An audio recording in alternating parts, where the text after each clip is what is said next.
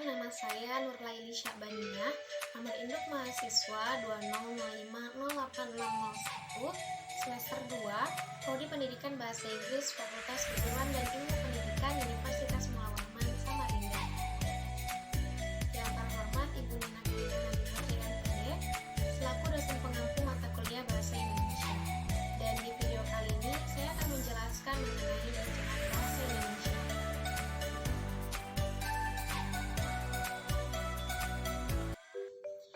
Sebelum menuju pembahasan inti, saya ingin menjelaskan apa itu ejaan. Ejaan adalah tata bahasa dalam bahasa Indonesia yang mengatur penggunaan bahasa Indonesia dalam tulisan, mulai dari pemakaian dan penulisan huruf kapital dan juga huruf miring, serta penulisan unsur cerapan. Dan penggunaan huruf dan juga penulisan kata dan penggunaan tanda baca pun harus sesuai dengan PUEBI atau Pedoman Umum Ejaan Bahasa Indonesia. PUEBI merupakan sekumpulan pedoman tata bahasa dalam bahasa Indonesia dan dalam tulisan yang dimulai dari pemakaian dan penulisan huruf kapital dan huruf miring serta penulisan unsur serapan. Dan pedoman-pedoman penulisan dalam PUEBI ada 9. Yang pertama, penulisan angka dan bilangan. Bilangan dalam teks yang dapat dinyatakan dengan suatu atau dua kata ditulis dengan huruf, kecuali jika dipakai secara berurutan seperti dalam perincian. Contoh, mereka menonton drama itu sampai 3 kali. Nah, yang B, bilangan pada awal kalimat ditulis dengan huruf. Contohnya, 50 siswa teladan mendapatkan beasiswa dari pemerintah daerah. C. Angka yang menunjukkan bilangan besar dapat ditulis sebagian dengan huruf supaya lebih mudah dibaca. Contohnya, proyek pemberdayaan ekonomi rakyat memerlukan biaya Rp 10.000 triliun. Yang D. Angka dipakai untuk menyatakan ukuran panjang, berat, luas, isi, dan waktu, serta nilai uang. E. Angka dipakai untuk menomori alamat seperti jalan, rumah, apartemen, atau kamar, dan juga untuk menomori bagian karangan ataupun ayat kitab suci Al-Quran. Yang F. Penulisan bilangan dengan huruf, bilangan tingkat, dan angka yang mendapat akhiran an, serta penulisan bilangan dengan angka dan huruf sekaligus dilakukan dalam peraturan perundang-undangan, akta, dan juga kwitansi. Dan selanjutnya, poin kedua adalah penulisan huruf kapital dalam PUEBI adalah sebagai berikut. A. Dipakai sebagai huruf pertama pada awal kalimat dan pada awal dipetikan langsung. Yang B. Dipakai dalam ungkapan seperti nama, tahun, dan kitab suci yang termasuk kata ganti Tuhan, dan nama gelar ataupun kehormatan, jabatan, keagamaan, instansi, ataupun nama tempat.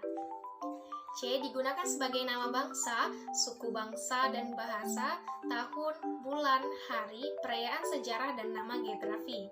D. Dan digunakan sebagai unsur nama negara, lambang, pemerintahan, serta nama dokumen resmi.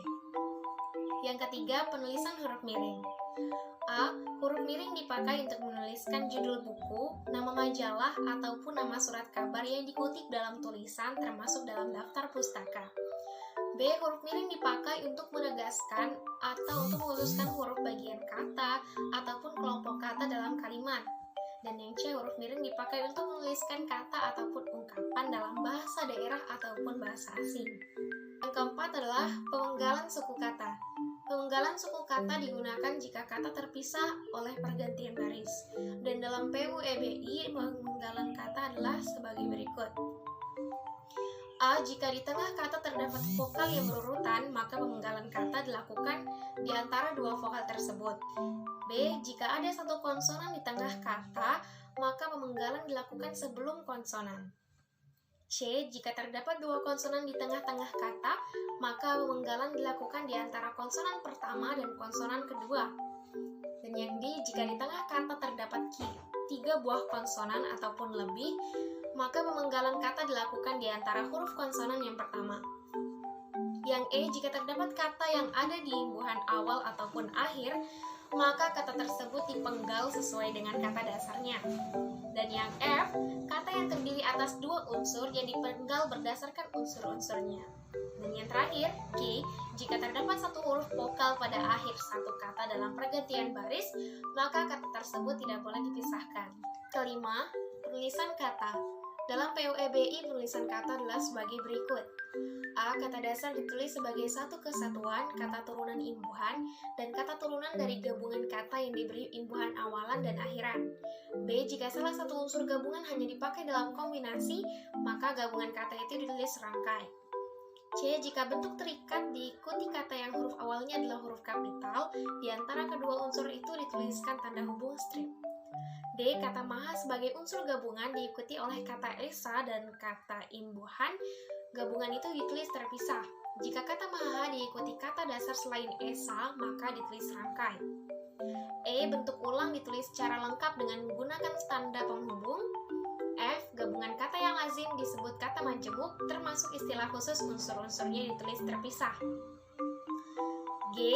Gabungan kata termasuk istilah khusus yang mungkin menimbulkan kesalahan pengertian dan dapat ditulis dengan menggunakan tanda hubung untuk menegaskan pertalian unsur yang bersangkutan.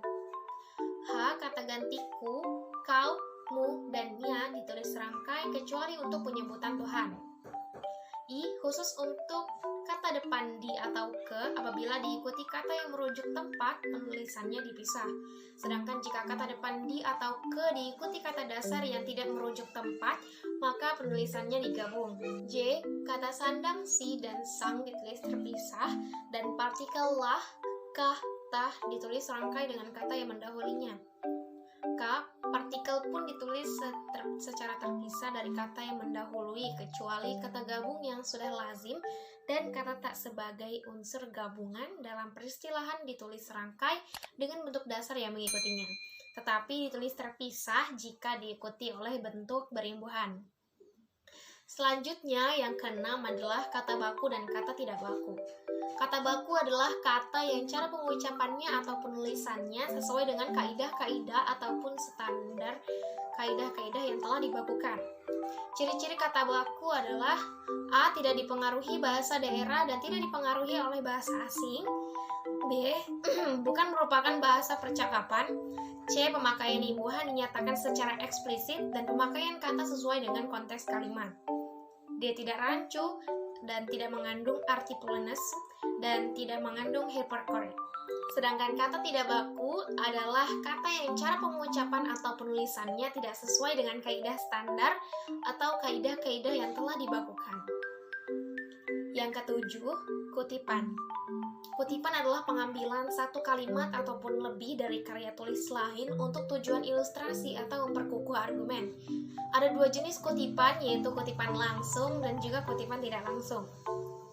Kutipan langsung adalah kutipan yang dilakukan terhadap suatu kalimat secara apa adanya tanpa diubah sedikit pun, maka itu disebut kutipan langsung. Dan kutipan tidak langsung adalah cara mengemukakan kutipan tidak langsung dengan melalui bahasa pengutip. Tidak terdapat tanda petik yang menyertainya. Nama penulis pun dari sumber yang dikutip dapat ditulis pada awal kutipan dengan disertai tahun terbit dan nomor halaman dalam tanda kurung ataupun dapat ditulis di akhir kutipan. Yang kedelapan, catatan kaki. Catatan kaki adalah catatan pada bagian bawah halaman teks yang menyatakan sumber ataupun suatu kutipan, pendapat ataupun keterangan penyusun mengenai suatu hal yang telah diuraikan dalam teks. Dan yang terakhir, yang ke-9 adalah daftar pustaka. Merupakan daftar yang mencantumkan identitas buku ditempatkan pada bagian akhir dalam suatu karangan yang disusun sesuai abjad. Nah, bagaimana teman-teman? Sangat mudah bukan untuk dipahami? Ejaan bahasa Indonesia itu sangat penting untuk dipahami agar kita bisa berbahasa Indonesia yang baik dan benar, baik secara tulisan maupun lisan. Terima kasih telah menonton channel YouTube ini. Pantengin terus channel YouTube ini dan jangan lupa like, comment, dan subscribe biar gak ketinggalan materi menarik lainnya ya. Pamit undur diri. Wassalamualaikum warahmatullahi wabarakatuh.